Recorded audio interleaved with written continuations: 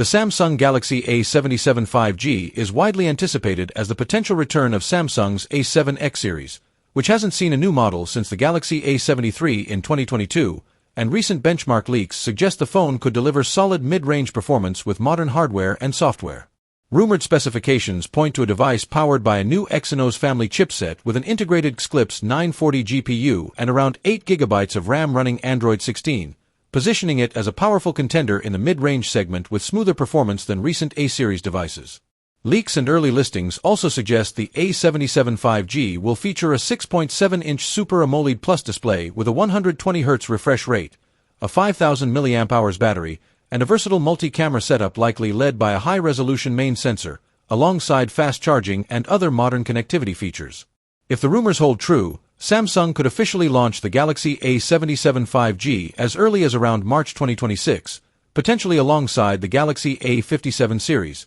ushering in a refreshed A-series lineup for early 2026.